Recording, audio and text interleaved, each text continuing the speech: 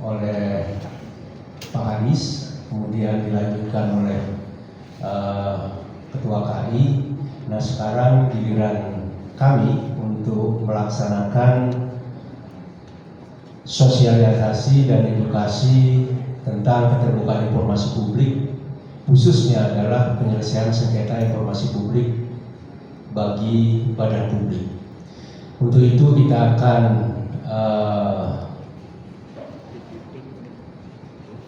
memaparkan nanti dua narasumber kita yang kompetensinya luar biasa.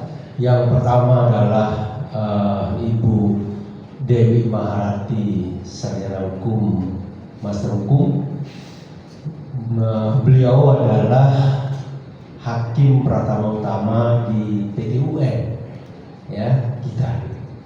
Nah, kemudian yang kedua nantinya adalah narasumber kita yang kedua adalah Pak Soundin SHMH juga, itu dari komisioner ya KIP Pusat. Jadi Bapak Ibu yang saya hormati ya, jadi beliau berdua nanti akan memaparkan, dan khusus untuk yang pemateri yang pertama ya, itu adalah Ibu Dewi Maharati. Nah, kami silakan untuk Ibu Maharati untuk ke depan. Nah, kemudian nanti pemateri yang kedua ya, itu Pak Sarwudin, nanti yang kedua mulai nanti sekitar jam 11 ya. Mari kita sama-sama sambut untuk pemateri yang pertama, Ibu Dewi Maharati. Kami silakan.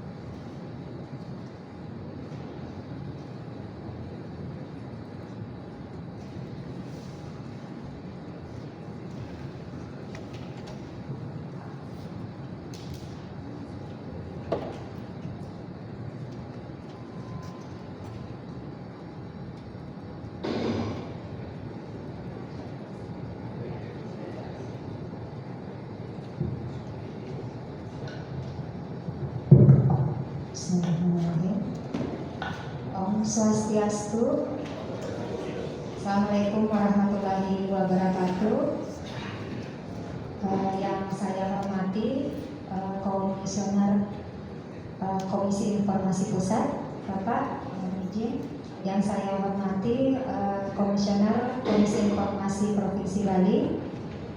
Yang saya hormati panitia dan Bapak Ibu peserta sosialisasi hari ini. Mohon izin saya memperkenalkan diri terlebih dahulu. Saya adalah Ibu Dewi Maharati SHMH. Saya adalah hakim pada Pengadilan Tata Usaha Negara Denpasar. Saya sampaikan di sini permohonan maaf dari ketua kami tidak bisa menghadiri acara hari ini, dan ketua kami menitip salam buat Bapak Ibu sekalian. Baik, terkait hari materi hari ini adalah keterbukaan informasi publik. Untuk saya sendiri, Hakim PT UN di Denpasar sejak tahun 2021. Untuk sengketa Komisi Informasi dari tahun 2021 saya berada di sini sampai dengan sekarang. Setelah saya melihat SIPP dan sistem informasi pengadilan yang ada di kantor kami, sengketa informasi publik itu ada 2 yang masuk di tahun 2021 sampai dengan sekarang, yaitu perkara nomor 11 tahun 2022 dan perkara nomor 7 tahun 2023. Jadi terkait dengan sengketa Komisi Informasi memang tidak begitu banyak yang ada masuk di PT UN, karena memang sifatnya adalah merupakan bukan gugatan, ya, beda dengan perkara biasa, tetapi ini merupakan perkara khusus. Jadi terkait dengan hukum acara yang ada di PT UN ini berbeda dengan hukum acara biasa yang ada di pengadilan. Jadi terkait dengan keterbukaan informasi untuk materinya sudah saya share. Jadi dari halaman awal untuk keterbukaan informasi, baik,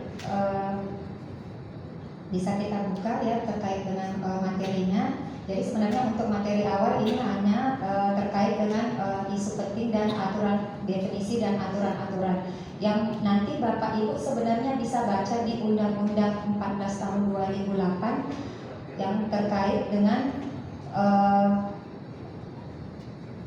keterbukaan informasi publik, ya. Jadi nanti pada saat kami di PT UN menguji permohonan tersebut itu mengacunya kepada Undang-Undang nomor 14 tahun 2008 dan Perma dan Peraturan Mahkamah Agung nomor 2 tahun 2011 terkait dengan tata cara penyelesaian sengketa informasi publik di pengadilan. Jadi terkait dengan definisi sumber hukum, lingkup badan publik itu nanti saya akan paparkan lebih cepat, ya, karena nanti mungkin dari narasumber berikutnya yang jauh lebih berkompeten untuk menjelaskan hal tersebut. Karena untuk di kami adalah hanya terkait dengan sengketanya saja. Jadi untuk isu penting dalam Undang-Undang KIP itu ada terkait dengan definisi dan sumber hukum, kemudian lingkup badan publik ini nanti menjadi pihak, ya, menjadi para pihak nanti di dalam persidangan, hak dan kewajiban, tujuan keterbukaan informasi publik, sengketa informasi dan sanksi. Jadi nanti yang akan banyak saya jelaskan terkait di poin 5, yaitu sengketa informasi. Baik, bisa dilanjutkan. Jadi terkait dengan definisi informasi publik seperti tadi yang saya sebutkan, Bapak Ibu bisa membaca di Undang-Undang KIP nomor 14 tahun 2008 bahwa terkait dengan informasi publik itu apa? Informasi yang dihasilkan, disimpan, dikelola, dikirim dan atau diterima oleh badan publik yang berkaitan dengan penyelenggara atau penyelenggaraan negara dan atau kepentingan publik. Ya. Selanjutnya sumber hukumnya ini dasar hukumnya adalah Undang-Undang Dasar yaitu pasal 28 huruf E, bahwa setiap orang berhak berkomunikasi, memperoleh informasi untuk mengembangkan pribadi dan lingkungan sosialnya dan seterusnya. Kemudian dengan adanya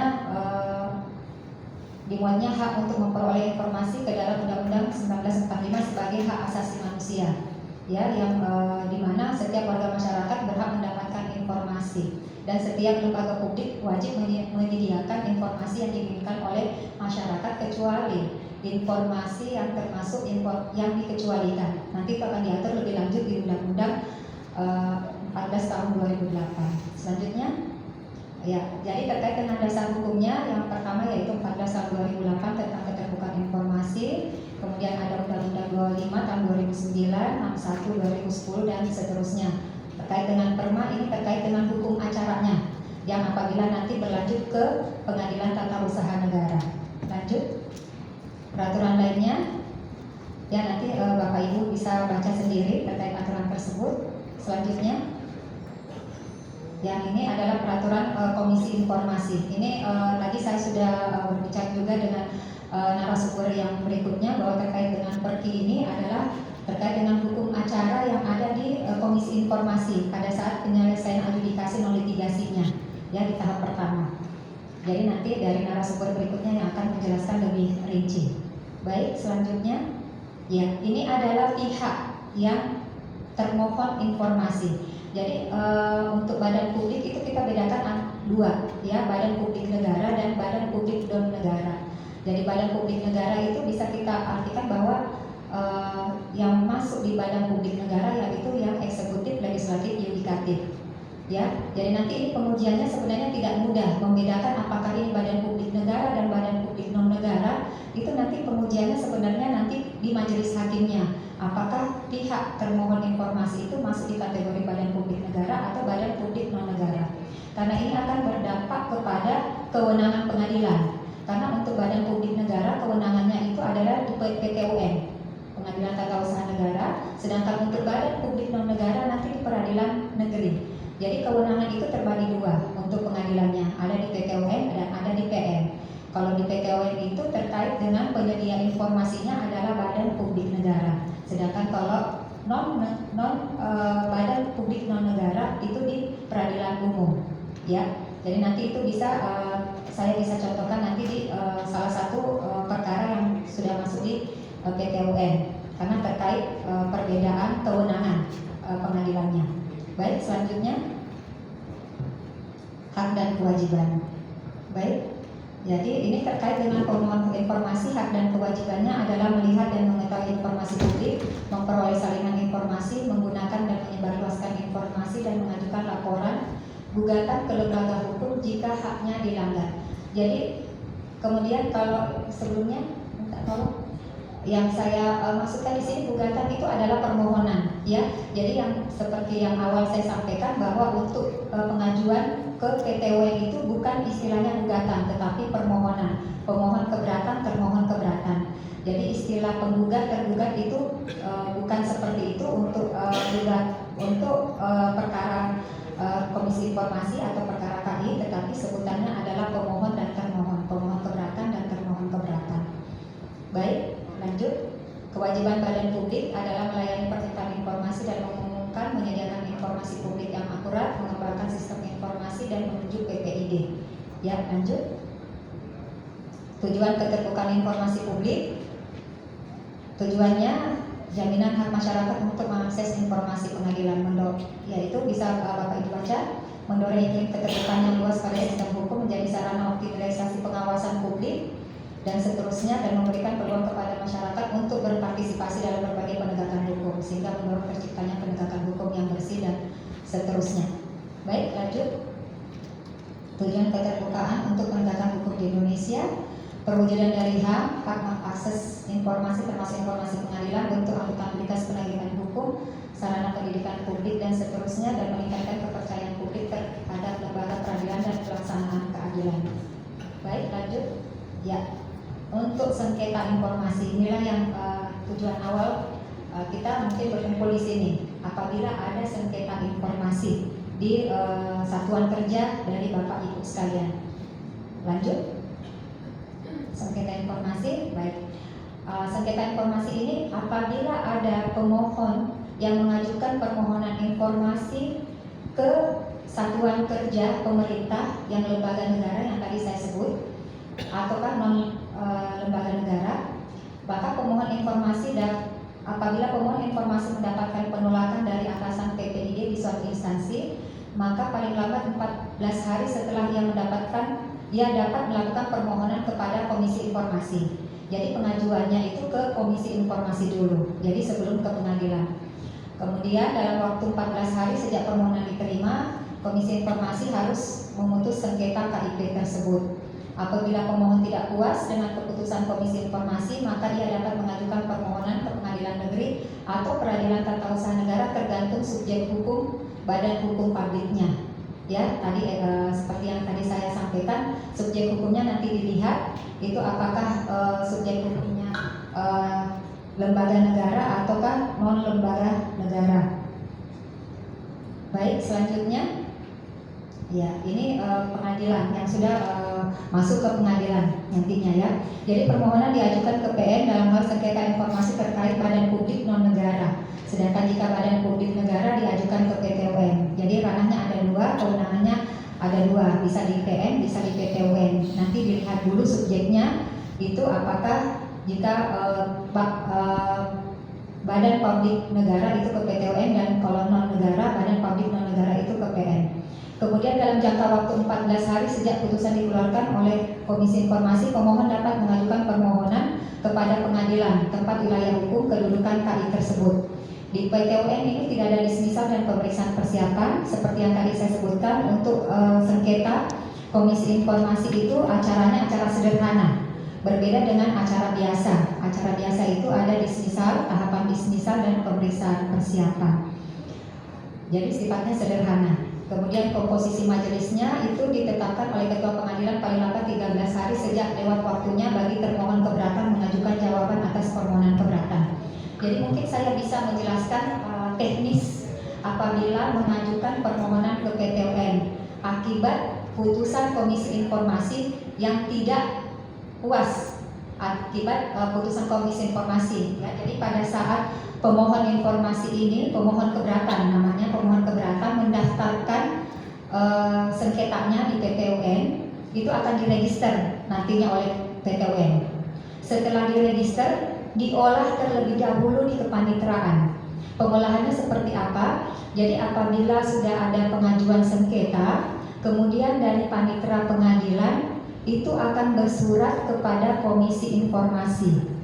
Suratnya itu isinya meminta putusan Komisi Informasi, salinan resmi putusannya, dan meminta berkas-berkas pemeriksaan. Karena kan permohonan ini sudah diperiksa di Komisi Informasi dan sudah diputus, sudah ada putusannya. Jadi putusan KI ini sifatnya adjudikasi non litigasi. Karena bukan peradilan, bukan pengadilan yang memutus, tetapi KI. Makanya sebutannya non litigasi. Adjudikasi itu adalah memutus sengketa. Ada putusan yang dikeluarkan.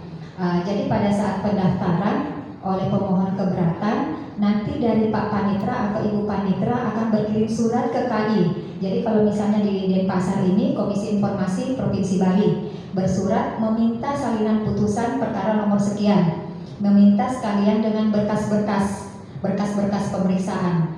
Ya, itu jangka waktunya 14 hari sejak perkara itu didaftarkan. Ya, kemudian nanti sekaligus panitra juga akan mengirimkan kepada termohon keberatan surat permohonan dari pemohon keberatan untuk dijawab. Jangka waktunya itu 30 hari. Jadi proses jawab-menjawabnya itu bukan di majelis hakim, berbeda dengan gugatan biasa. Jadi proses jawab-menjawabnya itu sebelum penunjukan majelis hakim ada di panitra. Jadi untuk teknisnya sebenarnya bukan di kami, di hakimnya. Jadi setelah saya kemarin meminta informasi kepada panitra seperti apa teknisnya, karena kalau untuk kami sudah menerima di berkas lengkap. Jadi untuk jawab-menjawab itu ada di kepanitraan. Jadi di kepanitraan itu akan bersurat ke KI, minta salinan putusan dan berkas perkara. Kemudian juga mengirimkan permohonan itu untuk dijawab oleh termohon keberatan. Jawaban itu bisa diajukan paling lambat 30 hari. 30 hari untuk dijawab oleh pemohon keberatan, termohon keberatan. Jadi jawab-menjawabnya di kepanitraan. Jadi setelah 3 hari setelah lewat jangka waktu, Pak Panitra atau Ibu Panitra menaikkan berkasnya ke Ketua Pengadilan bahwa apapun permasalahannya, misalnya berkas belum lengkap dikirim ke KI, tetapi sebelumnya dari kepanitraan kalau misalnya memang ada berkas yang belum lengkap yang dikirim oleh Komisi Informasi, dia akan meminta kekurangannya. Jadi proses jawab-menjawabnya itu di kepanitraan, bukan di majelis hakim, ya. Jadi setelah lewat paling lambat 3 hari setelah lewat jangka waktunya, itu akan dinaikkan ke Ketua Pengadilan. Di Ketua Pengadilan langsung menunjuk majelis hakim, jadi tidak ada proses dismisal, karena proses dismisal itu adalah kewenangan dari ketua, ya, kewenangan dari ketua. Kemudian menunjuk majelis hakim. Setelah menunjuk majelis hakimnya akan menerima berkas perkara dan membaca. Apabila berkas yang sudah dikumpulkan oleh panitra itu dianggap masih kurang oleh majelisnya buka sidang. Jadi tidak selamanya kasus kali ini buka sidang, ya. Jadi bisa saja langsung pelajari berkas, langsung menentukan kapan putusan. Jadi tidak perlu memanggil untuk para pihak. Jadi para pihak dipanggil, sisa menunggu pembacaan putusan. Saya baru 2 kali menangani sengketa KI. Kalau untuk saya buka sidang. Saya buka sidang membuat penetapan majelis hakim untuk pemeriksaan sengketa. Jadi untuk saya, untuk yang saya ceritakan adalah pengalaman saya dalam menangani proses sengketa KI, memanggil para pihak dengan agenda adalah membacakan permohonan keberatan dari pemohon keberatan dan jawaban dari termohon keberatan. Itu di sidang pertama. Kemudian selanjutnya pada sidang pertama juga saya menanyakan kepada para pihak apakah akan memasukkan lagi bukti selain bukti yang sudah dimasukkan di KI. Kalau ada bukti baru, ya, di Komisi Informasi. Biasanya kebanyakan mereka minta dibuka untuk pembuktian lagi. Tetapi biasanya pihak itu memasukkan bukti yang sebenarnya sudah ada di Komisi Informasi. Dia mengulang lagi buktinya. Padahal sebenarnya tidak perlu lagi karena sudah diperiksa di Komisi Informasi, ya. Tetapi kami karena dibilangnya kami ada bukti baru lagi majelis, kami buka sidang lagi. Setelah kami mempelajari berkasnya ternyata sama saja buktinya yang ada di KI. Setelah bukti sudah cukup oleh para pihak, kemudian kami menunda untuk putusan. Jadi sifatnya itulah disebut acara sederhana karena tidak ada gugatan, jawaban, replik duplik, bukti surat, saksi, kesimpulan itu tidak ada. Jadi sebenarnya jangka waktu yang diberikan oleh Perma 14/2008 terkait 60 hari. Jadi untuk penyelesaian sengketa di PT UN itu adalah 60 hari sejak majelis hakim ditetapkan. Itu biasanya sebelum 1 bulan, sebelum 30 hari itu sudah putus karena memang acaranya sangat sederhana. Karena yang kami nilai itu hanya terkait dengan putusan KI. Apakah kami menguatkan putusan Komisi Informasi atau mengadili sendiri? Ya, jadi kami tidak mempelajari berkas dari awal. Berbeda kalau gugatan biasa. Makanya kalau gugatan biasa itu lebih singkat, ini lebih cepat. Karena kan sebenarnya sudah diperiksa oleh Komisi Informasi. Kami hanya mempelajari berkas lagi, kemudian membaca pertimbangan dari Komisi Informasi, apa pertimbangannya. Jadi kalau Komisi Informasi kan biasanya apakah dia mengabulkan permohonan informasi dari pemohon informasi, informasi yang dimohonkan adalah informasi yang bersifat umum, ataukah misalnya tidak dikabulkan oleh Komisi Informasi karena informasi yang diminta adalah informasi yang dikecualikan.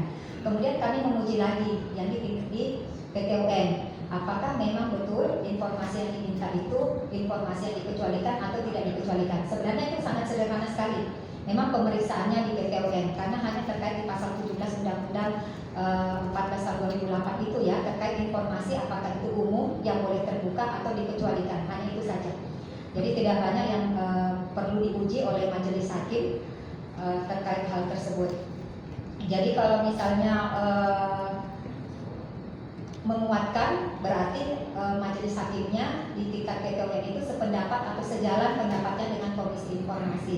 Tetapi kalau misalnya tidak, itu akan mengadili sendiri.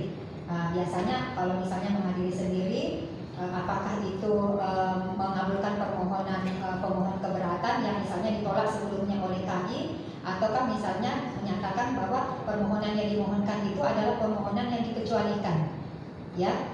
Nah, nanti mungkin saya bisa kasih contoh putusan yang pernah ada di PT UN. Setelah saya melihat ini putusannya sudah BHT, sehingga sudah bisa kita kaji bersama terkait putusan ini. Tetapi terkait dengan hasil akhirnya, karena itu adalah sudah kewenangan dari majelis hakim, kita tidak boleh menilai. Tetapi dari segi keilmuannya, isi pertimbangannya itu bisa kita lihat dan kita bisa pelajari bersama. Jadi dari Bapak Ibu ini kan ada kemungkinan sebagai termohon keberatan, ya, sebagai PPID, sebagai penyedia informasi. Jadi nanti Bapak Ibu, walaupun nanti yang dijadikan objek sengketa bukan produk dari Bapak Ibu, tetapi putusan KI, putusan dari Komisi Informasi, tetapi yang Bapak dan Ibu adalah pihak, karena Bapak dan Ibu adalah pemegang informasi tersebut, ya. Jadi nanti kita bisa diskusikan bersama apakah informasi, mungkin kita akan sama-sama berpikirkan apakah informasi ini bersifat rahasia atau tidak. Itu nanti Bapak Ibu bisa kaji lagi. Nanti Bapak bisa dalami lagi Undang-Undang 14 tahun 2008. Apa kriteria dari informasi yang dikecualikan? Itu masuk tidak?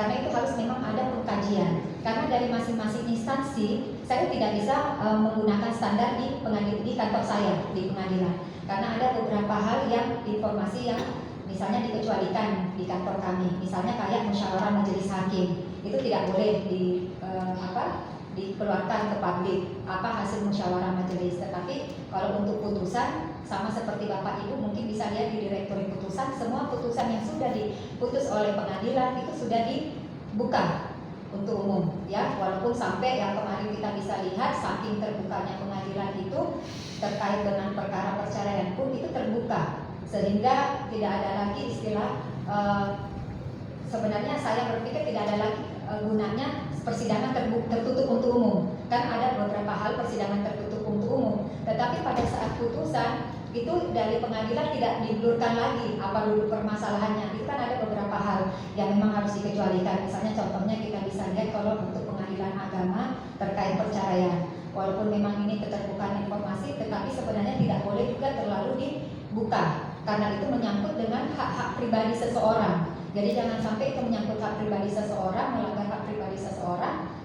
dengan dalih keterbukaan informasi, ya. Jadi dari memang PPD harus berhati-hati dan mengkaji lagi terkait dengan apakah ini bisa dibuka atau tidak, apakah manfaatnya atau mudaratnya akan lebih besar jika dibuka atau ditutup, ya. Tapi memang dari pemohon informasi kadang memang karena ingin tahunya tinggi, tidak mengetahui hal tersebut, apa tujuan kita menutup informasi tersebut, ya. Karena kalau kadang kita membuka, ada pihak lain yang merasa keberatan, kan seperti itu. Baik, kalau misalnya saya sepertinya langsung saja ke contoh Bapak supaya bisa lebih mudah dipahami oleh Bapak Ibu di sini. Karena kalau untuk teori, untuk bacaan sebenarnya acuannya hanya dua. Kalau untuk kami majelis hakimnya yaitu Undang-Undang Keterbukaan Informasi, dan kalau untuk hukum acaranya adalah Perma 2/2011. Ya, baik. Tapi kalau untuk yang putusan sepertinya saya belum saya Pak untuk yang ininya. Ini Dek bisa minta tolong buka direktori putusan, ya, karena saya ambilnya juga di situ, Bapak, untuk putusan. Jadi untuk direktori putusan buka untuk PT UN Denpasar.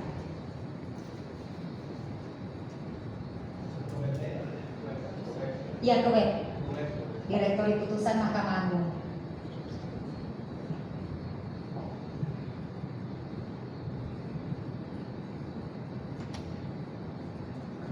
Direktori putusan Mahkamah Agung, ya. Buka direktori putusan. Buka dulu yang direktori putusan, ya.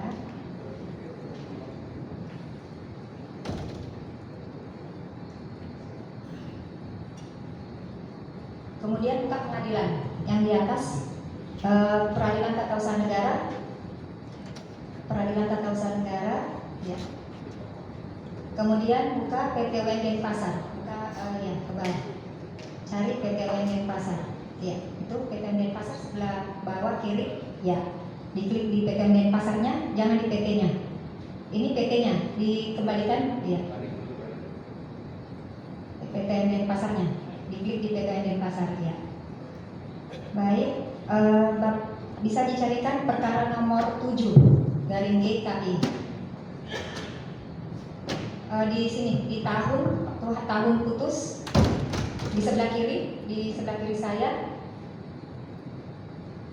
tahun 2023. Buka tahun 2023, ya. Buka perkara nomor 7. Ini 9, 11. Coba cari perkara nomor 7. Ke bawah lagi, ya ke bawah aja. Perkara nomor 7 2023 ada nggak?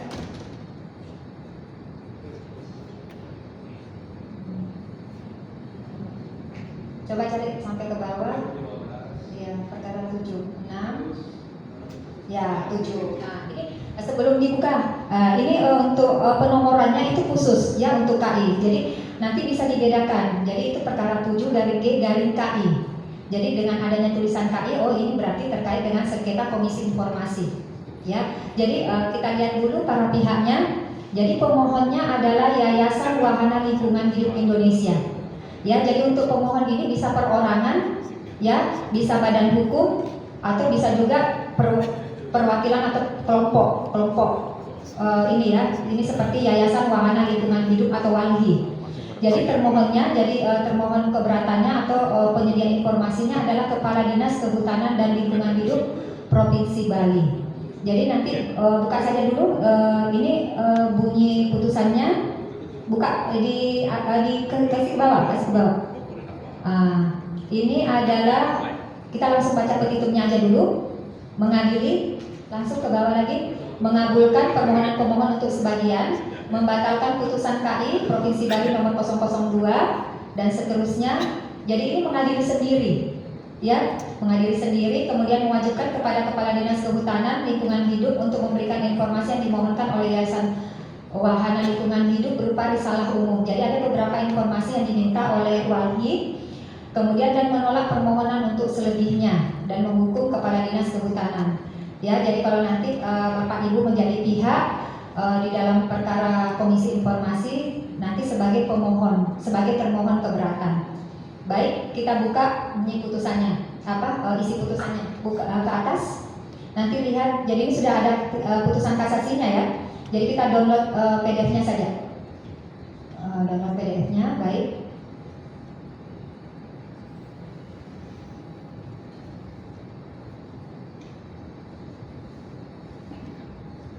Kita langsung ke ini ya.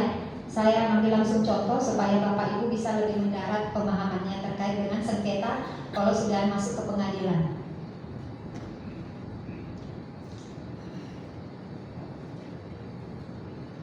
Nah, kemudian baik.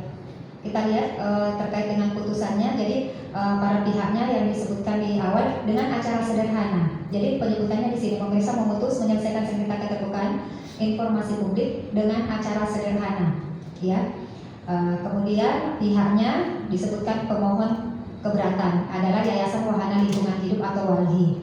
Lanjut, sebagai pemohonnya dan kemudian sebagai termohon keberatannya adalah Kepala Dinas Kehutanan Lingkungan Hidup Provinsi Bali. Jadi untuk pihak ketiga ini tidak ada. Dan biasanya kita kenal adanya pihak ketiga ya. Jadi cukup pemohon informasi dan termohon informasi saja sebagai pihak di PTUN. Lanjut. Kemudian penetapan seperti biasa, kemudian lanjut ya, kemudian duduk perkaranya ini seperti biasa. Kita langsung saja ke pertimbangan hukumnya. Ini adalah isi permohonan, isi keberatan dari pemohon. Ini adalah semua isi keberatan dari pemohon. Kemudian nanti jawabannya, kemudian bukti-bukti yang masuk ke pengadilan. Jadi kalau di dalam putusan itu ada bukti-bukti yang masuk lagi, berarti majelisnya buka sidang. Kalau tidak ada, hanya keberatannya aja dan jawabannya, ada kemungkinan majelis tidak buka sidang, langsung putusan. Ya, itu nanti kita bisa. Jadi nanti kalau misalnya Bapak Ibu jadi pihak, Bapak coba bukalah direktori putusan, Bapak buka contoh-contoh putusan terkait KI. Bapak bisa bedakan ini perkara KI itu yang mana. Nanti lihat nomor perkaranya, ada tulisan KI-nya, Bapak bisa buka. Dan Bapak bisa pelajari ini sebenarnya apa sih yang diuji oleh majelis hakim nantinya kalau saya digugat oleh pemohon informasi. Baik, kita langsung ke pertimbangan hukum Bapak. Adik, buka terus sampai ke bawah pertimbangan hukumnya.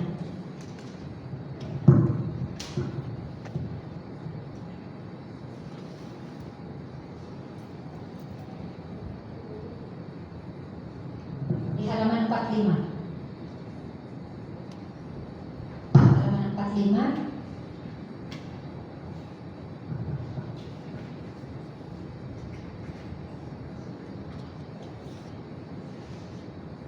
Ya, ini ada bukti-bukti. Jadi berarti bukti-bukti ini masuk di dalam persidangan.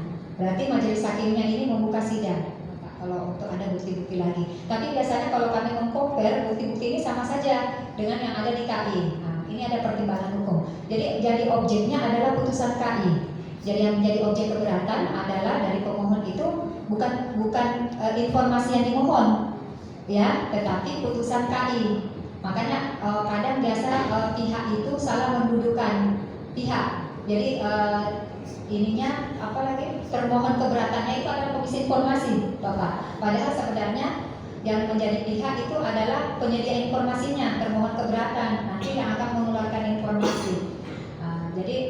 di sini bukan pengacara, bukan advokat, jadi saya tidak tekankan lagi terkait cara mendudukan para pihak, karena itu akan berakibat fatal nantinya di dalam putusan kalau salah mendudukan pihak kalau untuk pemohon keberatan. Jadi yang jadi objeknya adalah putusan KI. Jadi yang nanti akan dinilai oleh majelis hakim isi dari putusan Komisi Informasi. Baik, lanjut. Jadi sebelum menilai putusan Komisi Informasi, majelis hakim itu akan menilai dulu tiga syarat formal dari keberatan itu. Apakah itu jelas-jelas kewenangan dari TUN?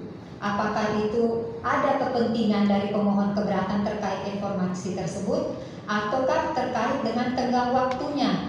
Tenggang waktu mengajukan permohonan ke PT UN, karena ada tenggang waktu yang harus dipenuhi oleh pemohon keberatan. Jadi pertama adalah terkait kewenangan. Kalau terkait kewenangan seperti yang tadi yang kita pelajari bersama, bahwa itu ada dua kewenangan pengadilan, apakah itu PT UN atau PN.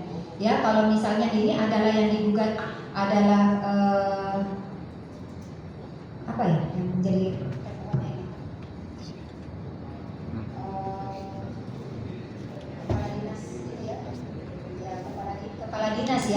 kepala dinas kehutanan, berarti memang ini bersifat pejabat negara ya, pejabat pemerintahan. Jadi ini merupakan kewenangan dari PT UN. Saya contohkan, tapi saya tidak dapat di direktur putusan. Memang ternyata dari majelisnya tidak mengupload putusan itu di perkara nomor 11 tahun 2022 itu di NO oleh majelis hakimnya karena bukan kewenangan dari PT UN. Karena yang jadi penyedia informasi adalah perusahaan minum daerah, Bapak. Mungkin saya tidak tahu apakah ini ada perwakilan dari perusahaan minum daerah. Itu yang menggugat adalah Pak Tatang Hartono, Pak Tatang. Pak Tatang. Jadi itu kalau tidak salah karena bukan saya majelisnya, itu di NO oleh majelis hakimnya karena bukan kewenangan kami. Karena setelah dilihat dari aturan dari BUMD itu ya, karena itu kan BUMD ya, perusahaan minum daerah itu bukannya di PT UN, tetapi harusnya ke PN. Pak Tatang itu mengajukan gugatan.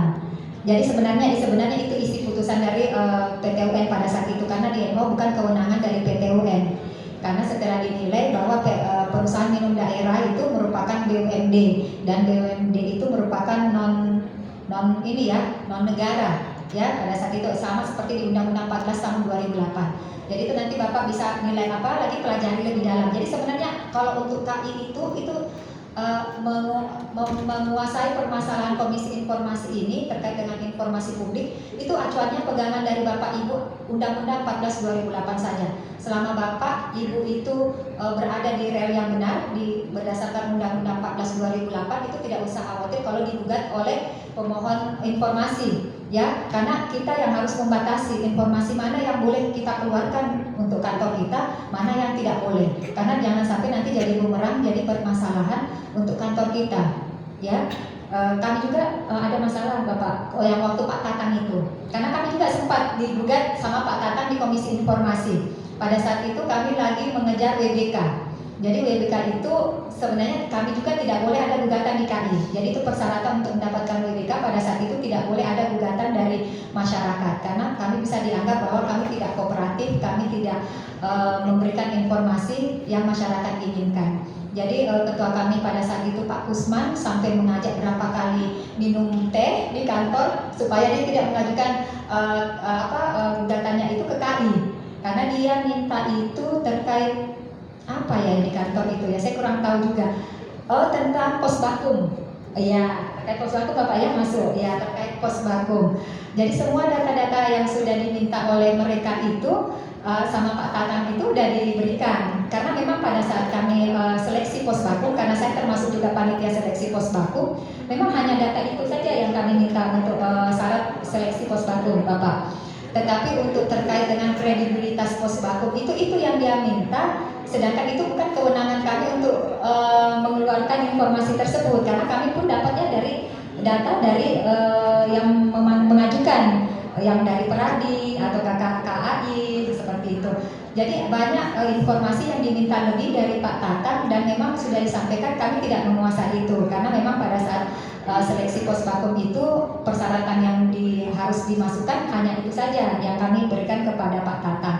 Tapi Pak Tatang masih kurang puas. Saya pun tidak tahu Bapak sampai di KI itu apakah lanjut atau tidak gugatannya di KI. Apa ada putus Bapak? Oh, tidak jadi digugat sama Pak Tatang. Berarti ini cara ketua kami pada saat itu berhasil membujuk Pak Tatang untuk tidak mengajukan gugatan.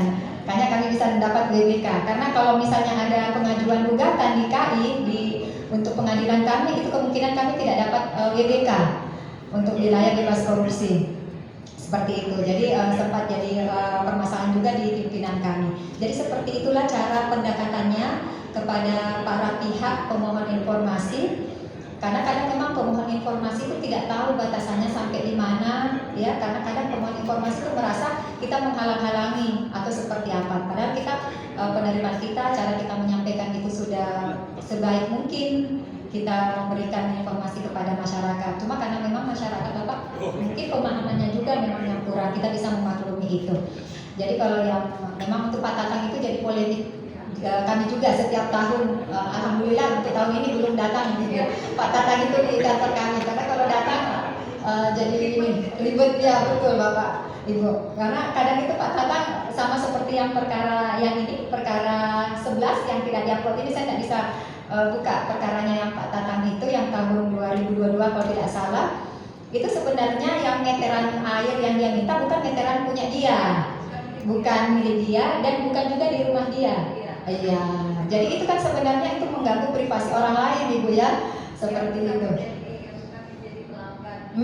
Bukan menjadi pelanggan, kemudian dia mendapatkan denda, itu jadi pembicaraan kami juga di antara hakim, walaupun kami bukan majelisnya, tetapi dari majelisnya yang bercerita, makanya kami tahu permasalahannya seperti apa. Jadi memang diberikan oleh majelis yang sabar.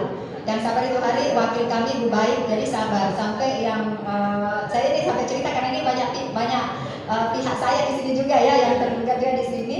Mungkin kenal dengan Bu Rara, itu Bu Rara adalah hakim baru, penempatan baru di sini, sampai yang Bu Rara itu tensinya naik katanya waktu menjelaskan ke Pak Tatang waktu persidangan. Karena udah berapa kali Bapak dijelaskan, Pak Tatangnya katanya ya, kata dari majelisnya, karena saya tidak ikut menonton persidangan itu. Memang Pak Tatang itu cara penyampaiannya santun, baik, tapi keras kepala ngeyel ya istilahnya ngeyel. Ya, ngeyel. Jadi sampai majelis anggota dua pada saat itu Bu Rara, hakim kami yang paling muda pada saat itu, sampai terbawa emosi. Iya, sebenarnya pintar kata teman kami itu. Iya, bagus ya Mbak Bu ya. Ya, cuma yang Ibu yang sebagai kuasanya ya.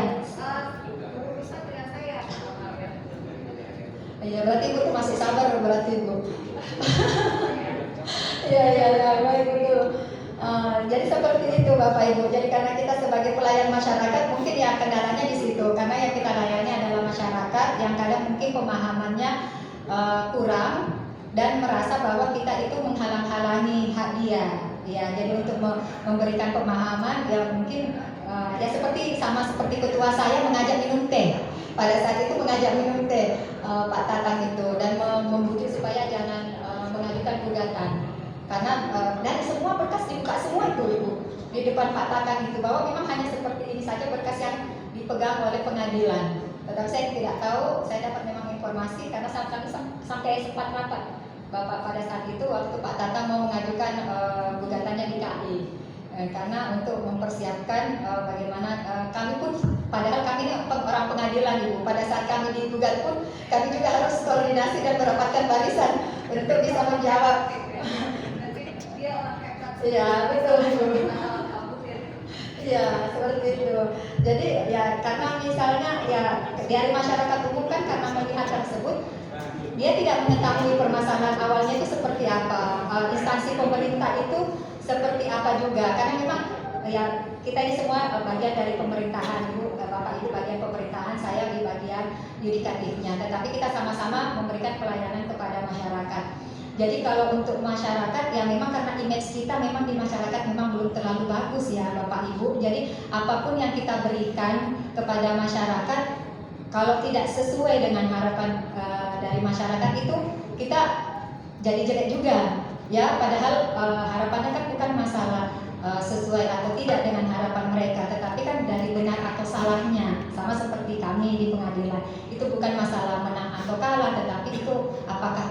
atau tidak, sesuai dengan peraturan perundang-undangan atau tidak. Tetapi kan kalau pihak bukan itu yang dicarinya. Yang dicarinya adalah kemenangan. Jadi ya memang susahnya seperti itu, memuaskan para pihak itu tidak bisa ya. Tetapi memang sebaiknya kalau misalnya kami sendiri Bapak pengadilan, kalau misalnya memang permasalahan itu bisa dimediasi, alangkah lebih bagusnya, karena itu akan lebih mudah, lebih cepat, dan apa yang diminta oleh masyarakat itu lebih bermanfaat. Sama seperti dengan informasi yang kalau misalnya diajukan ke KI, kemudian masuk ke PT UN, kemudian nanti lagi ke kasasi, karena upaya hukumnya kan sampai ke kasasi. Kadang orang membutuhkan informasi itu cepat, tetapi karena proses kita di KI-nya, di pengadilannya lambat, kadang informasi itu tidak bermanfaat lagi bagi pemohon informasi. Ya, jadi dari segi kemanfaatan bagi masyarakat, kalau misalnya melalui jalur pengadilan, apakah itu melalui PT UN, PN, ataukah misalnya KI yang mengadjudikasi ini, Bapak, kadang memang manfaatnya bagi masyarakat itu tidak ada. Sudah panjang lebar, waktu habis, tenaga habis, belum materi, ya apalagi kalau menggunakan pengacara, ya itu akhirnya masyarakat itu yang tujuan dari masyarakat itu tidak terpenuhi. Jadi sampai kadang kan ada anekdot dari masyarakat, kita kehilangan ayam, hilang ayam, tapi nanti kalau kita masuk ke pengadilan malah kehilangan kerbau. Jadi masyarakat ini kita tidak bisa menilai kalau misalnya pengadilan itu tidak banyak perkara, masyarakat kita aman. Tapi apakah masyarakat ini memang sudah tidak percaya dengan pengadilan, tidak percaya lagi dengan pemerintahan? Ya seperti itu. Ya, jadi mungkin saya tidak bisa menjelaskan secara teori, karena mungkin nanti ada yang lebih mendalami, lebih paham terkait dengan informasi publik ini, ya KI ini, karena memang bukan di ranah saya. Ranah saya ada di yudikatifnya, ya untuk sengketanya. Jadi sebenarnya untuk sengketa KI di pengadilan, khususnya di PT UN itu sebenarnya sangat sederhana, karena acuannya kami itu adalah hanya Undang-Undang 14 tahun 2008. Apakah informasi ini dikecualikan atau tidak? Ya, jadi itu sebenarnya. Jadi untuk Bapak Ibu yang sebagai TPID di instansi Bapak Ibu, itu saja yang Bapak harus kuasai. Ini informasi yang ini yang boleh dibuka, ini tidak boleh dibuka. Tapi tidak bolehnya dibuka itu harus ada dasarnya. Ya, nanti Bapak Ibu kalau tidak salah di pasal 17. Ya, jadi memang perlu pengkajian. Tapi kan pengkajiannya itu kan di masing-masing instansi dan harus kuat. Harus kuat apa alasannya? Karena hanya itu saja yang terkait dengan informasi-informasi yang dikecualikan. Ya, jadi itu yang harus Bapak Ibu ini pahami dan perhatikan baik-baik di instansi Bapak Ibu. Ya, kalau misalnya memang nantinya ada pertanyaan atau mungkin ada permasalahan, mungkin bisa kita diskusikan bersama. Karena mungkin kan di instansi Bapak Ibu permasalahannya berbeda-beda. Saya juga tidak bisa menggunakan standar ganda di instansi saya, karena di instansi saya juga pun berbeda. Mengapa misalnya ada informasi yang dikecualikan? Kayak contohnya seperti yang tadi saya sampaikan, musyawarah majelis. Walaupun hasil musyawarah majelis itu ujung akhirnya adalah putusan, tetapi kan kalau di dalam majelis ini saya buka di Bapak Ibu, majelis itu kan kami bertiga Bapak Ibu.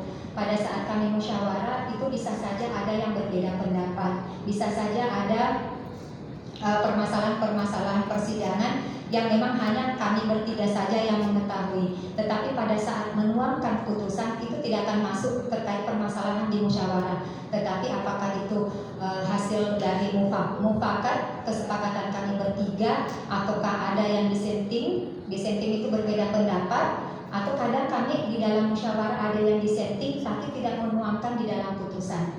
Yaitu istilahnya ini dapur kami sebenarnya yang tadi saya bahas. Jadi kalau untuk putusan biasa kan para pihak membaca, oh ini berarti kesepakatan dari bertiga. Tetapi bisa saja sebenarnya di dalam musyawarah itu tidak ada kata sepakat, tetapi mengambil suara terbanyak. Mengapa majelis itu kami bertiga itu ganjil? Karena untuk menutupi kalau berbeda pendapat. Jadi kalau memang berbeda pendapat itu yang akan diambil adalah suara terbanyak. Dan kalau misalnya saya sebagai ketua majelis, itu kan Bapak Ibu bisa lihat ada ketua majelis, hakim anggota 1, hakim anggota 2, itu hak suaranya sama, 1. Jadi kalau ketua majelis itu tidak, karena saya banyak yang saya dapat informasi informasi dari keluarga saya juga. Kadang yang biasa dia salahkan adalah ketua majelisnya. Oh, itu karena ketua majelisnya itu yang ini. Padahal untuk hak untuk suara memutuskan itu sama antara ketua majelis, hakim anggota 1 dan hakim anggota 2, semua suaranya satu. Jadi pada saat musyawarah, kalau misalnya bisa saja hakim anggota itu sependapat, biasa KM biasa yang berbeda, ya. Tapi itu tidak mempengaruhi. Jadi yang diambil adalah suara terbanyak, walaupun pendapat itu dari hakim anggota, walaupun KM tidak sependapat. Tetapi di dalam putusan itu adalah suara terbanyak kalau tidak mufakat, kalau tidak satu, ya. Dan itu memang banyak. Saya tidak hafal ada berapa perkara karena saya selama 3 tahun lebih di sini, saya sudah 2 kali dissenting opinion. Saya tidak tahu apakah ada termasuk pertanahan atau tidak. Sepertinya ada ya Bu ya, yang Bu Epi ya, tapi kayaknya bukan Bandung itu. Yang di pasar ya, yang saya ya, yang DO ya. Oh iya, yang terkait yang ini ya, yang Provinsi Bali ya, yang ininya ya. Iya. Tetapi dibalik juga putusannya dibanding ya, karena itu adalah kepemilikan, diarahkan ke kepemilikan. Kami majelisnya masuk ke pokok perkara, Bapak ketua majelisnya Bu Wakil dengan hakim anggota 2-nya mengabulkan ya dia mengabulkan, kemudian saya DO, saya menolak, tetapi pun dibanding pun mengadili sendiri NO. Jadi ada tiga pendapat ini. Saya tidak tahu apakah sudah kasasi Bu. Sepertinya belum ya, belum ada putusan kasasinya. Iya, seperti itulah. Jadi sebenarnya kalau untuk di pengadilan seperti itu untuk KI sangat sederhana. Memang pengujiannya ya tidak seperti kalau perkara biasa, memang agak rumit. Mungkin karena sederhananya sudah diselesaikan di KI Bu, Pak. Jadi kami pun bisa menilai apakah kami sependapat dengan Komisi Informasi atau tidak. Jadi mungkin dari Bapak Ibu supaya kita lebih hidup diskusinya, jangan saya saja yang menceritakan pengalaman saya. Mungkin dari Bapak Ibu juga bisa berdiskusi bersama, menceritakan permasalahan di instansi Bapak Ibu, supaya saya juga bisa tahu ternyata di instansi pemerintah itu kadang biasa lebih rumit Pak. Yang misalnya sebenarnya saya juga kalau menghadapi permasalahan itu belum tentu juga bisa memecahkan hal tersebut ya. Jadi mungkin kita bisa memberikan kesempatan kepada Bapak Ibu yang peserta sosialisasi. Baik, terima kasih. Berikan aplaus dulu kepada ada hal-hal yang menarik tadi ya. Ini saya beritahu Bu, ya Bapak Ibu yang ada di depan kita ini hampir rata-rata pernah disengketakan, ya. Disengketakan ada dari PDAM, itu yang paling sering PDAM dulu mesinnya Pak Tatang ya. Jadi sebagian besar itu adalah Pak Tatang, baik PLN, kemudian kantor pertanahan, Pak Tatang juga masuk juga ke pertanahan, kemudian ke PLN, apalagi ya, saya lupa juga, banyak sekali Bu.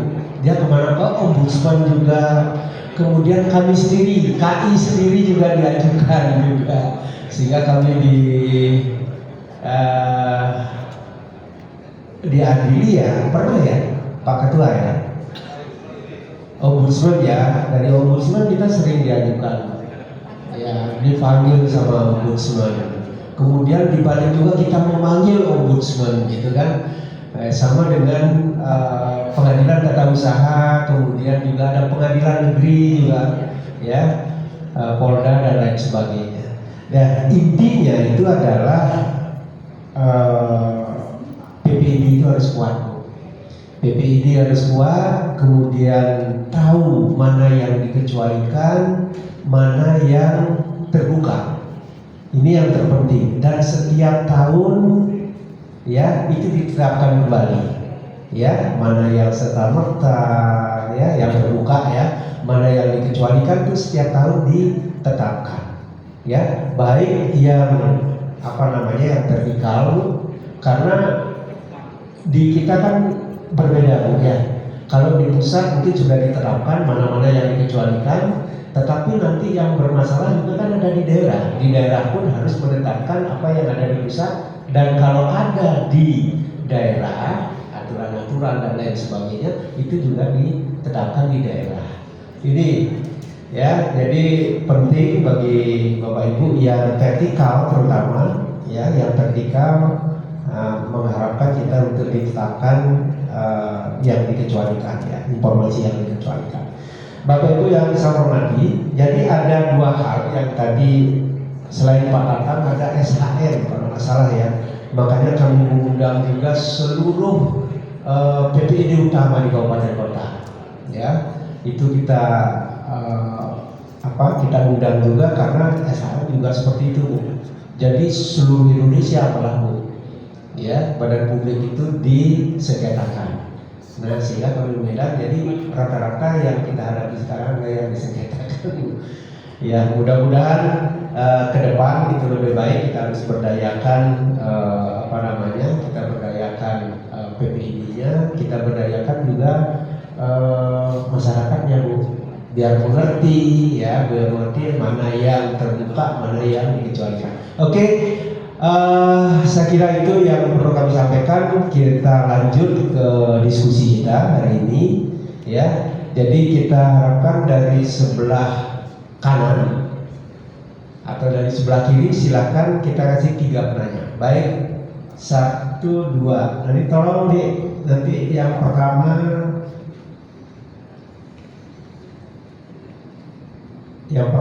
lihat yang kumisnya paling baik. Silakan nama dan instansinya. Om Swastiastu. Om Swastiastu. Terima kasih atas waktunya, Pak Moderator. Kami nama Ibu Setiagung Tuan Mahadiko dari Biro Hukum Sadar Provinsi Bali. Mungkin pertanyaan saya nanti terkait dengan contoh kasus yang Ibu sempat sampaikan tadi dalam kaitannya dengan proses pengujian di Peradilan Tata Usaha Negara. Nah, berangkat daripada definisi daripada informasi publik itu, bahwasanya informasi publik itu adalah informasi yang dihasilkan, dikelola, dikirim atau diterima oleh suatu badan lembaga publik. Namun demikian dalam kaitannya dalam penentuan apakah informasi itu adalah merupakan informasi yang dikecualikan atau tidak, atau informasi yang terbuka.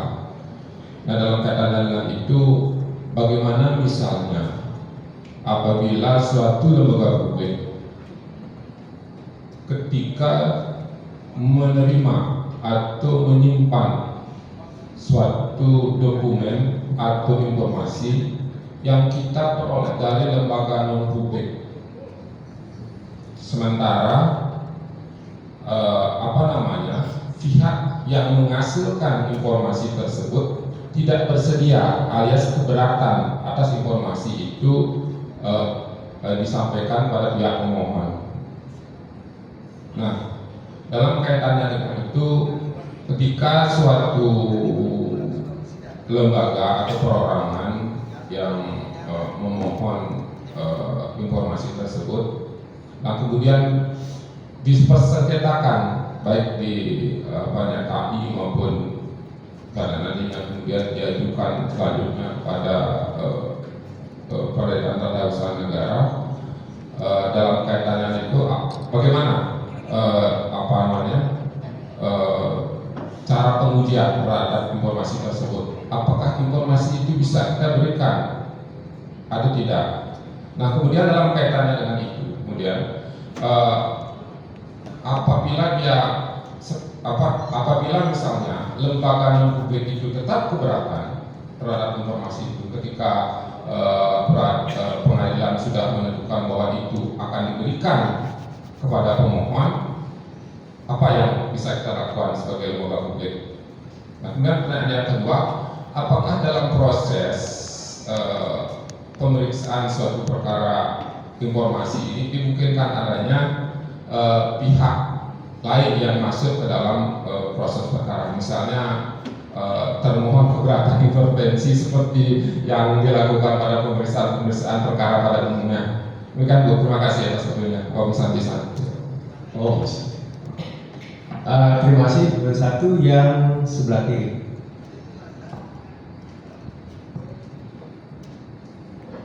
Sebelah kiri depan ya. Sebelah kiri depan.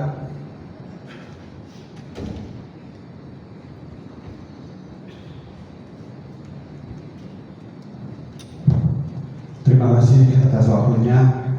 Saya Gede Irwan dari BPN Bandung. Langsung saja, kami pernah ada sengketa di Komisi Informasi Publik, Bu.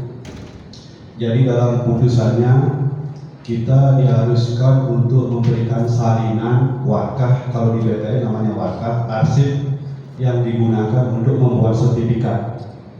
Jadi dalam putusan itu kita diwajibkan untuk memberikan salinan kepada pemohon informasi. Kemudian dalam sidang kita sudah sampaikan bahwa arsipnya sudah jadi bubur dengan kita berikan bukti bendelnya itu sudah jadi bubur. Jadi kita tidak bisa berikan informasi. Kemudian hasil putusan informasi publik sudah dieksekusi di TUL. Jadi kita diharuskan tetap memberikan salinan wakaf atau arsip penerbitan sertifikat. Kemudian kita sudah menyampaikan kepada pemohon, kita sudah minta petunjuk ke Kanwil sudah minta petunjuk ke pusat sudah minta petunjuk kepada arsip negara atau nasional. Jadi sampai sekarang belum ada putusannya, tindak lanjutnya. Jadi yang saya tanyakan, apakah ada kiat atau saran untuk memberikan jawaban kepada pemohon dengan kondisi seperti itu? Kedua, apakah konsekuensi bagi kami atau pertanahan jika itu tidak bisa dilaksanakan? Terima kasih, Bu. Oke, Pak. Baik, terima kasih Bu. Ada dua penanya, baik itu dari Pak Gusti Marike dari Biro Hukum, dan yang kedua adalah Pak Gede Irwan dari BPN Bandung. Kami silakan Bu. Yang pertama itu mengenai masalah lembaga non publik. Ya, saya kira itu yang masuk ke dalam materi ini Bu. Silakan Bu. Baik, Bapak yang penanya pertama terlebih dahulu. Pertanyaan Bapak itu sebenarnya sejalan dengan yang perkara yang tadi yang kita bahas. Itu perkara nomor 7 tahun 2023. Karena sebenarnya itu informasi itu mereka terima, bukan mereka yang menghasilkan. Mereka terima dari pihak ketiga karena ini terkait dengan pembangunan, kalau tidak salah, gas cair ya. Ya, LPG. Jadi kalau sudah masuk di dalam pokok perkara, itu adalah kewenangan dari majelis hakim. Apakah ini bisa diberikan oleh pemohon keberatan atau pemohon informasi atau tidak? Kalau kita lihat, jadi kita hanya melihat bagaimana majelis hakimnya menguji hal tersebut karena itu sudah masuk pokok perkara. Jadi kita lihat di perkara nomor 7. Kalau di perkara nomor 7 disampaikan di dalam pertimbangan majelis hakimnya bahwa itu sebenarnya adalah kewenangan dari Kepala Dinas Kehutanan dan Lingkungan Hidup untuk memberikan informasi tersebut. Walaupun Kepala Dinas ini bukan informasi tersebut bukan dihasilkan oleh Kepala Dinas, tetapi dia memperoleh dokumen tersebut dari pihak ketiga. Jadi kalau dari bahasa di sini, karena kalau saya tidak bisa memberikan pendapat pribadi saya, ya karena ini kan sudah terkait dengan perkara, ini terkait permasalahan hukum sudah, ya. Jadi kalau misalnya kita hanya melihat, kalau saya di sini kita melihat dari pertimbangan dari majelis hakimnya yang menangani perkara ini untuknya bukan saya Bapak ya. Kalau saya berarti saya harus menjelaskan pendapat saya pada hari ini. Jadi kalau dari pertimbangan majelis hakimnya di sini disampaikan bahwa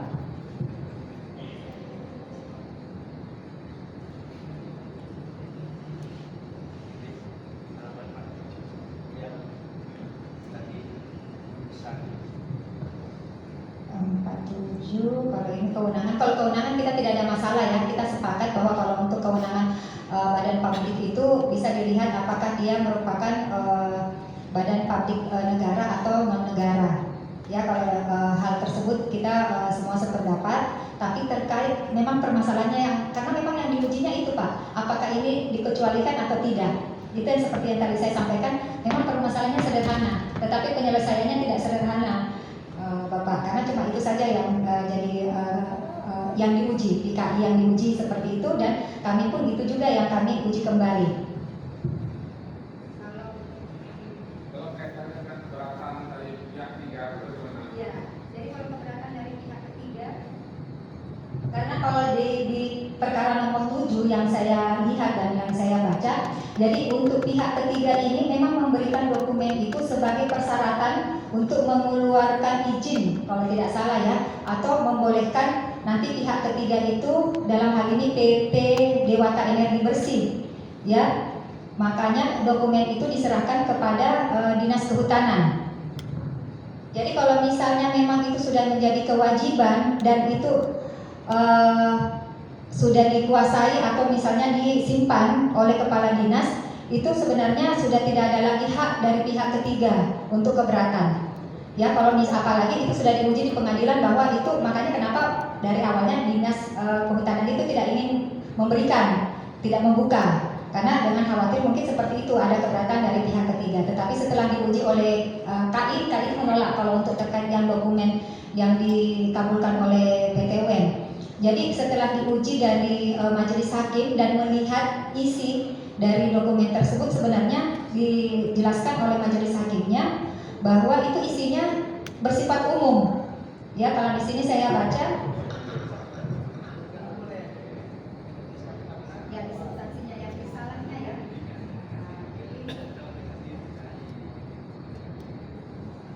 Karena kalau tidak salah alasannya itu rahasia dagang, Bapak. Jadi kalau yang di perkara nomor 7 itu tidak membuka dokumen itu karena adanya rahasia dagang. Jadi majelis hakimnya menguji terkait dengan rahasia dagang. Jadi setelah diuji di aturan pengertian dari rahasia dagang itu di 30 tahun 2000 tentang rahasia dagang itu tidak memenuhi unsur-unsur rahasia dagang. Makanya ada satu yang tidak dikabulkan, makanya dikabulkan sebagian, saya lihat dari majelis hakimnya. Ya, tapi kalau yang sebenarnya jadi permasalahan yang tadi yang Bapak bilang, kalau ada keberatan dari pihak ketiga, apalagi pihak ketiga ini tidak masuk sebagai pihak, karena memang untuk di KI ini tidak memungkinkan ada pihak ketiga, Bapak, karena hanya terkait dengan pemberi informasi dan pemohon informasi. Jadi pihak ketiga itu tidak ada. Jadi dianggap bahwa informasi itu merupakan kewenangan dari pejabat atau yang PPID yang harus mengeluarkan, apakah itu mereka yang menghasilkan atau mereka yang menguasai.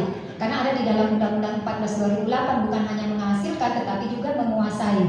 Ya, menguasai di situ. Jadi di situ yang aturannya, Bapak. Jadi di situ kami juga mengujinya karena memang aturannya seperti itu, ya.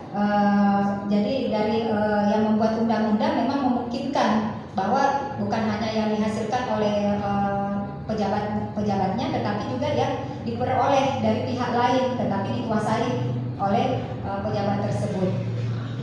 Yang pertanyaan Bapak itu sudah substansi itu, Bapak. Jadi itu sudah penilaian dari majelis hakim atau nanti yang Bapak pada saat Bapak menetapkan pengkajian dari masing-masing instansi, Bapak, ya, seperti itu. Jadi kalau kita ini melihatnya dari sudut pandang majelis hakimnya, karena kalau kami kan menguji dari undang-undangnya, tetapi dari kalau undang-undangnya setelah menilai dokumen tersebut, karena kan yang dinilai ini hanya apakah bersifat rahasia atau tidak, bukan melihat apakah itu dari yang membuat dokumen itu keberatan atau tidak, ingin menutup atau tidak. Tetapi kalau sudah berhubungan dengan badan publik, otomatis dari pihak ketiga, apakah itu swasta, itu harus menerima konsekuensi itu, karena yang akan pekerjaan dia itu berhubungan dengan publik, dengan pemerintah, dan pemerintah itu di dalam melakukan tindakannya itu terkait dengan aturan publik juga, dan akhirnya akan bersifat ranah publik juga jadinya ujung-ujungnya, karena mereka bekerja sama dengan pemerintah, ya, sama seperti kayak lelang, ya. Di lelang juga itu kan biasa kadang juga minta informasi terkait lelang, tetapi karena memang lelang pemerintah yang mengadakan, mau tidak mau itu akan dibuka ke publik, karena itu terkait dengan APBN, anggaran negara yang dananya memang publik yang punya, negara yang punya, sehingga memang akhirnya informasi itu harus umum, harus terbuka, ya. Jadi kalau untuk memang pihak ketiga tidak dimungkinkan dan memang tidak ada hak dari pihak ketiga itu untuk membolehkan atau tidak membolehkan. Kalau sudah masuk ke ranah publik, itu mau tidak mau harus dibuka ke publik. Karena itulah sepertinya filosofinya atau jiwa dari keterbukaan informasi ini, ya seperti itu Bapak.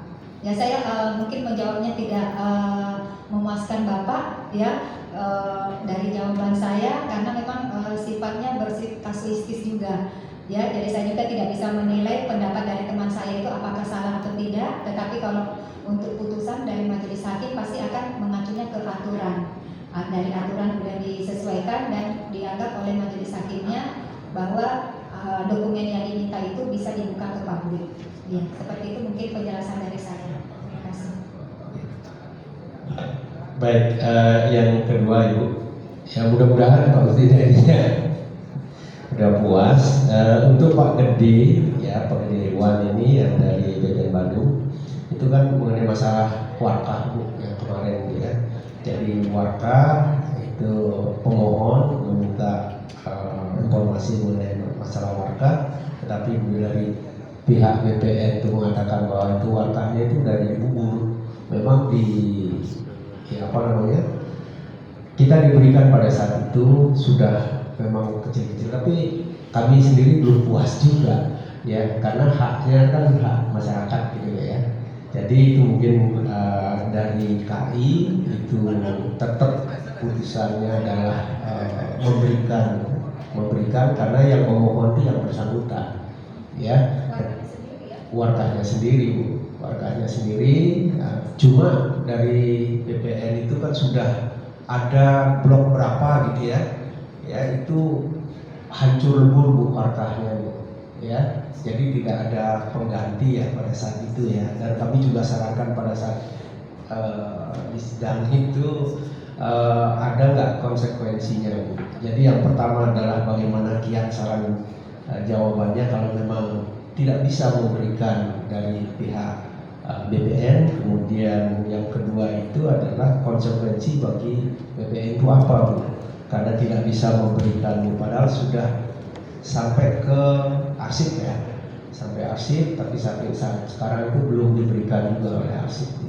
Terima kasih. Baik, bisa buka slide saya yang halaman 25 Bapak, halaman 25.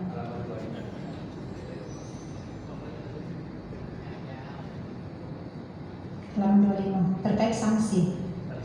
Iya. Nah, jadi sebenarnya berat juga Bapak memang, karena di dalam undang-undang KIP itu memang sudah mengatur ada sanksi yang akan dikenakan kepada badan publik yang tidak bisa menyediakan atau tidak memberikan informasi apabila, apalagi kalau sudah ada putusan pengadilannya. Jadi untungnya pihak itu tidak melaporkan pidana instansi Bapak itu. Ya, jadi memang sebenarnya itu adalah tanggung jawab dari undang-undang, tanggung jawab kepada pengelola informasi untuk bisa mengelola, mempertahankan data yang dipegangnya, yang dikuasainya.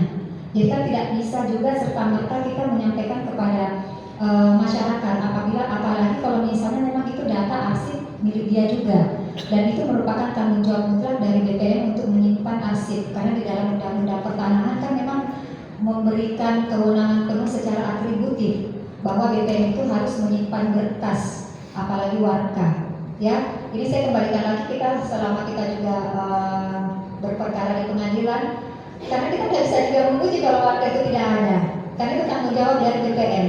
Tidak ada yang ditunjuk selain BPN untuk menyimpan warka itu. Jadi tidak bisa juga BPN itu menyampaikan, oh ini hancur, oh ini apa.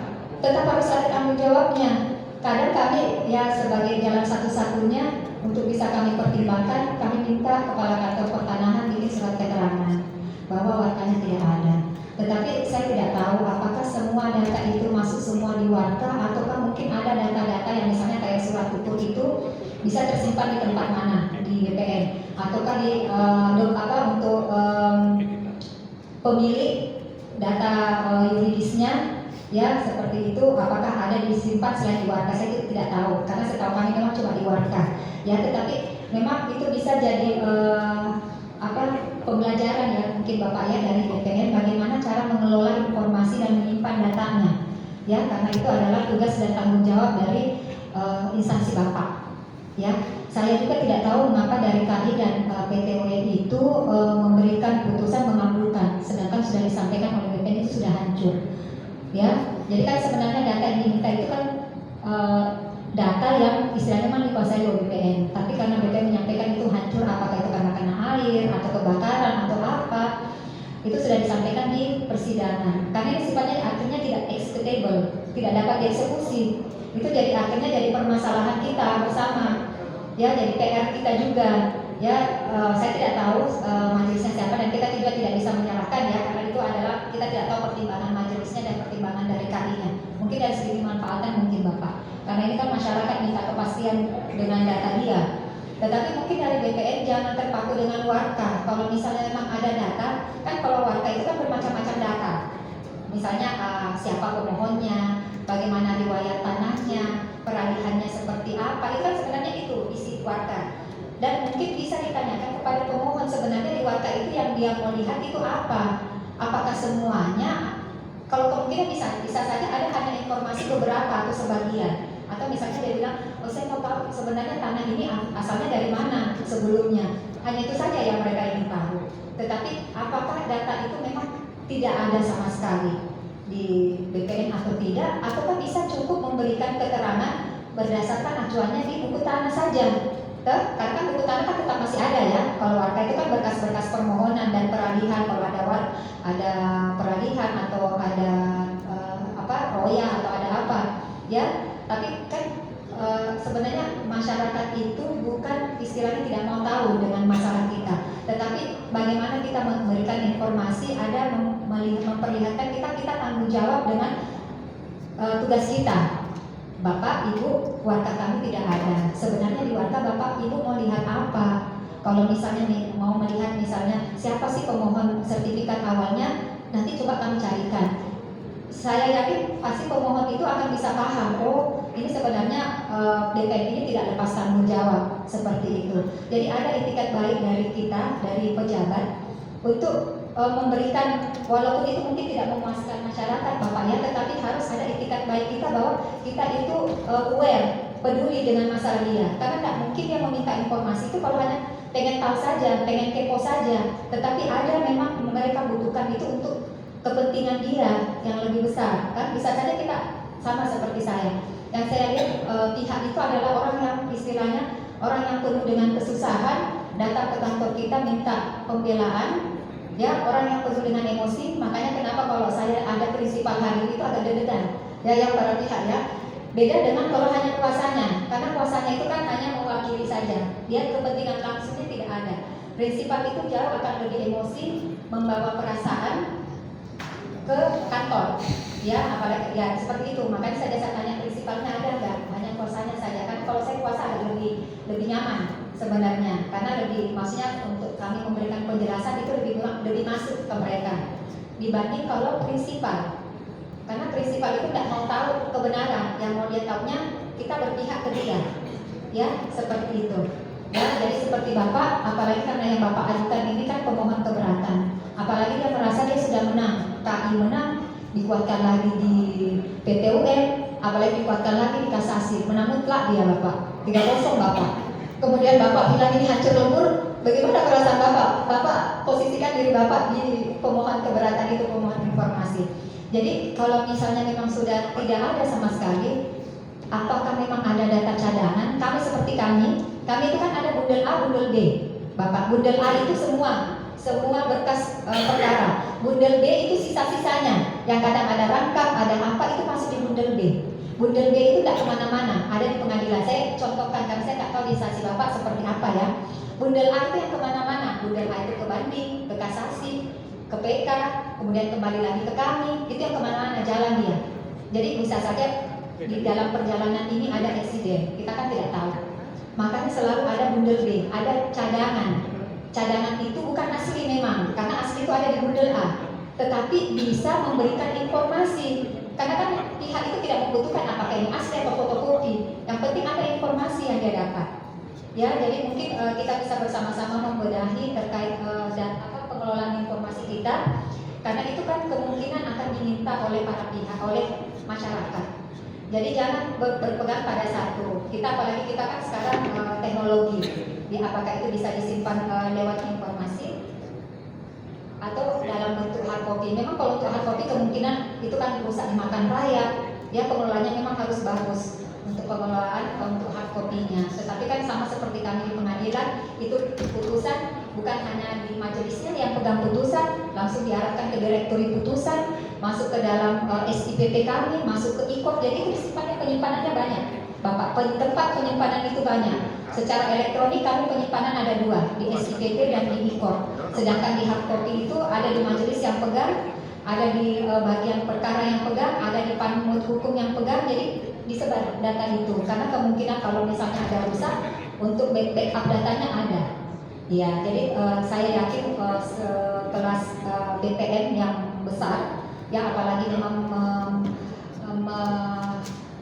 apa lagi, Pak, yang menguasai seluruh tanah negara di Indonesia, yang memang harus untuk datanya itu arsipnya itu harus memang kuat ya untuk penyimpanan datanya. Karena memang sengketa terbesar kita di pengadilan itu adalah tanah. Iya, 90% lah ya Bapak ya. Makanya saya itu sebenarnya susah mengenal nama orang. Tapi karena seringnya ketemu, itu tidak ini lagi. Karena saking seringnya hampir kayak misalnya Bu Happy ini sudah berkantor di kantor kami Bapak. Karena saking banyaknya perkara di PT UN itu yang terkait pertama di pasar, kemudian Bu Happy pindah ke Bandung lebih banyak lagi. Jadi saya lama-lama nanti Bu Happy ini digaji oleh pengadilan karena berkantornya di pengadilan. Jadi memang PR terbesar dari BPN itu yang itu Bapak ya. Sampai saya mungkin bisa ini juga ya, tanya juga, ini kebetulan banyak BPN, yang orang-orang BPN. Saya pun dapat informasinya dari teman rekan saya yang perkara yang bukan saya, tetapi dari majelisnya menyatakan bahwa ada program dari BPN itu untuk inventaris ulang tanah-tanah yang sudah bersertifikat, ya, supaya tidak ada sertifikat ganda. Sehingga dari BPN itu, kalau misalnya datanya itu sudah masuk ke BPN, tapi kalau misalnya dia tidak menginventaris sertifikat lama, itu saya tidak tahu ya apa itu pendapat teman saya sendiri atau memang itu informasi dari BPN menyampaikan pada saat persidangan. Jadi itu adalah tanggung jawab dari pemegang sertifikat. Kenapa tidak melaporkan sertifikatnya ke BPN? Jadi ada sertifikat ganda perkara yang sudah putus yang baru-baru yang ditangani ketua kami. Itu kan sertifikat ganda di Nusa Penida. Di Nusa Penida. Jadi kan sertifikat yang lama itu tidak ada di dalam data dari BPN. Tetapi BPN mengakui sertifikat itu dikeluarkan oleh dia. Itu kan tidak secara masuk logika kan nggak mungkin tidak ada datanya dan diiakan oleh BPN bahwa diterbitkan. Tetapi waktu ditunjuk lokasi, mereka tidak tahu mengenai lokasi itu. Akhirnya terbitlah sertifikat yang baru. Dan dari BPN menyampaikan itu bukan kesalahan dari BPN ya, karena dibilangnya BPN itu tidak masuk di datanya, sehingga yang diakui oleh BPN data itu adalah sertifikat yang belakangan, sertifikat baru. Itu sebenarnya kalau dari saya secara pribadi itu tidak boleh lepas tangan BPN itu, harus ada tanggung jawab dari BPN karena sudah mengeluarkan sertifikat walaupun itu sudah lama ya. Jadi itu adalah pekerjaan dari BPN untuk menginventaris sertifikat-sertifikat sebelumnya, karena itu tidak ada perlindungan hukum dari masyarakat. Masyarakat itu kalau sudah pegang sertifikat sudah menganggap bahwa itu hak utuh dia. BPN ini yang mengeluarkan, BPN negara ini yang mengakui. Tapi kalau sendiri BPN tidak bisa membela kepentingan dia, membela sertifikat dia, kemana lagi masyarakat itu akan percaya? Ya, karena memang BPN satu-satunya yang ditunjuk oleh negara kita ini untuk mengelola tanah. Tidak ada saingannya Bapak. Kecuali kalau mungkin ada saingannya, mungkin kita bisa beralih. Oh, saya ke sana saja karena BPN ini nggak bisa saya percaya kan seperti itu. Tetapi bagaimana dari BPN itu bisa mengakomodir hal-hal tersebut? Karena memang banyak permasalahan yang di BPN Bapak. Apalagi saya memang mengakui BPN untuk di Bali ini sangat rumit Bapak. Beda saya waktu di Batam, Bapak Ibu ya. Kalau di Batam itu sangat jelas sekali aturannya. Saya tidak tahu karena kalau Batam itu bukan BPN yang mengeluarkan. BPN itu hanya sebagai stempel. Karena yang mengeluarkan izin itu adalah BP Batam. BP Batam, ya otoritanya. Jadi sertifikat itu hanya BPN itu hanya menstempel saja. Jadi yang banyak pihak kalau kami di Batam itu hanya BP Batam, dan BP Batam itu sangat teratur.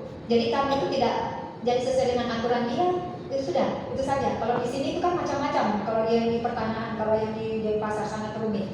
Jadi mungkin bisa saja dari mungkin BPN bisa mempelajari bagaimana cara pengelolaan BP Batam itu. Cuma memang kalau BP Batam itu hanya hak pengelolaan. Jadi kalau di Batam itu saya boleh cerita dengan Bapak Ibu, itu tidak ada hak milik di Batam. Tidak ada hak milik. Jadi yang menguasai tanah itu adalah BP Batam. Kemudian BP Batam itu saya pernah lihat sertifikat utuhnya, sertifikat besarnya yang berapa ratus hektar. Jadi setelah itu dipecah-pecah lagi oleh BP Batam memberikan hak pengelolaan kepada swasta-swasta. Seperti itu. Jadi seperti itu kurang lebih cara mengelola tanahnya. Jadi mungkin karena BP Batam itu tidak terlalu besar mungkin ya tanahnya. Jadi mungkin permasalahannya itu tidak seribet serut dengan tempat-tempat lain. Jadi mungkin seperti itu yang saya bisa sampaikan. Mungkin saya jawab pertanyaan Bapak bahwa karena itu tanggung jawab Bapak, saya tidak bisa membantu Bapak ya. Itu Bapak yang harus selesaikan karena Bapak sudah dikasih oleh undang-undang untuk mengelola dokumen terutama warta. Ya, jadi nanti coba cari bagaimana apakah itu nanti aturan perkawinan atau apa, karena itu sepertinya permasalahan nasional yang Bapak tanyakan. Karena itu bukan hanya di dalam 1-2 perkara yang kami tangani, wartanya tidak ada. Ya, jangankan dibilang wartanya karena kebakaran atau banjir, mungkin kami bisa maklum itu force majeure. Tapi karena pindah ini saja, pindah kantor aja itu bisa hilang. Saya bilang ini tidak bisa kalau dibilang force majeure Pak, kebakaran, gempa bumi mungkin kita bilang itu alam, itu bukan sudah di luar kewenangan kita. Tapi kalau pindah kantor kemudian hilang, kewenangan pemekaran wilayah kemudian hilang, itu bukan jawaban yang diinginkan oleh masyarakat kita Pak. Itu bisa naik darah masyarakat kita kalau ditanya seperti itu. Jadi dari PR juga dari BPN untuk bagaimana mengelola informasinya, karena itu akan yang susah itu Bapak yang kita yang di Satker yang menghadapi masyarakat, karena kita yang berkelahi dengan mereka. Sedangkan kalau atasan tenang-tenang saja, nanti tunggu petunjuk teknis, tunggu ini seperti apa. Baik, mungkin seperti itu saja Bapak yang bisa saya jelaskan. Izin sedikit boleh? Silakan. Bu, terima kasih banyak Bu atas jawabannya. Jadi tadi masalah sanksi atau apa jika diajukan kembali ke pengadilan mungkin kita bisa kena Bu ya. Nah, untuk yang tadi Bu, kebetulan bisa saya sampaikan Bu, mungkin belum terlalu tersosialisasi masalah plotting peta itu Bu. Jadi sebelum tahun 2017, jadi BPN masih analog Bu. Jadi pembuatan peta itu masih di atas kertas. Jadi apapun penerbitan sertifikat, dasarnya adalah keterangan dari desa. Setelah ada keterangan dari desa, kita akan ukur, kita akan umumkan jika tidak ada keberatan akan terbit sertifikat Bu. Jadi dalam perjalanannya, jika terbit setelah tahun 2017, kita mewajibkan untuk masyarakat untuk melaksanakan plotting atau digitalisasi sertifikat yang mereka punya Bu. Jadi setelah perjalanan itu, jika ditemukan ada 2 sertifikat Bu, kita sudah ada aturan sertifikat baru yang akan kita batalkan Bu. Seperti itu Bu, jadi kita sudah banyak membatalkan sertifikat baru karena kita menganggap sertifikat lama dan baru itu sama-sama asli juga, sama-sama diproses juga sama-sama asli. Tapi kita mengartikan yang membuat sertifikat baru itu sudah tidak ada etikat baik Bu. Jadi sertifikat baru berdasarkan jurisprudensi juga MA nomor 5 harus dibatalkan yang baru. Jadi mungkin BPN Lumpuh harus berani membatalkan Bu kalau kita sudah kita batalkan. Nah, setelah tahun 2017, Ibu Bapak yang sudah punya sertifikat, yang sudah di-plotting, Ibu Bapak meninggalkan tanahnya 30 tahun atau 50 tahun ke Jakarta, tidak akan ada bisa lagi yang membuat double sertifikat karena sudah digital, sudah ter-plotting. Sudah tidak ada bisa lagi untuk menggeser batas. Jika ada yang mengukur melewati batas, Ibu Bapak akan dipanggil. Tujuan pemanggilan itu adalah untuk memberikan kesempatan lagi hak keberadaannya. Kita tidak bisa mempertahankan keberadaan orang kalau ada saling mengklaim seperti itu Bu. Mungkin itu yang bisa kami sampaikan Bu. Kita perlu juga sosialisasi lagi ke masyarakat Bu. Terima kasih Bu. Baik, terima kasih Pak. Jadi memang perlu sosialisasi ya kepada masyarakat agar betul-betul lah ya diketahui bahwa ada satu kegiatan dari BPN itu untuk digitalisasi Pak ya, digitalisasi sertifikat. Nah sehingga semua masyarakat itu mengetahui, sehingga nantinya juga banyak nanti yang yang tadinya sertifikat lama biar diperbarui ya. Demikian, ada lagi nggak pertanyaan sebelum nanti kita sesi kedua? Silakan ya. Biasanya yang dari PLN ada ya, dari PLN enggak ya? Oh, ada pertanyaan Pak? Oh baik, PDAM. Jadi bersyukur, jadi di tahun 2023 sudah mulai surut akatan ya, sudah mulai surut ya. 2024 juga masih diem semenjak diputus untuk membayar perkara di PT-UN ya. Jadi biasanya beliau cari yang gratis-gratis Bu ya. Jadi dulu pernah ke PN pengadilan. Jadi dia pada saat pendaftaran dia sudah harus bayar, mundur. Nah di PT-UN kan gratis itu loh. Nah tapi didenda ya, didenda itulah apakah bayar atau enggak tahu. Semenjak itu nggak pernah lagi datang ke KI Bu. Ya ada ininya juga, ada bagusnya juga ya. Jadi ke KI nggak pernah, kemudian teman-teman di badan publik juga nggak pernah diotak-atik lagi. Kemudian dari Bandung yang biasa setiap ya mungkin 2 bulan sekali juga diubah-ubah juga oleh atasan, sekarang sudah aman Bu. Tapi dengan adanya itu kita juga harus mempersiapkan diri juga. PPID itu harus tetap kita kelola dengan baik sehingga ada permohonan cepat. Kadang-kadang permasalahan itu ringan. Jadi kadang-kadang kan dari badan publik memberikan saluran melalui kanal web. Ada yang bertanya di sana mengenai masalah informasi, kemudian webnya nggak pernah dilihat Bu ya.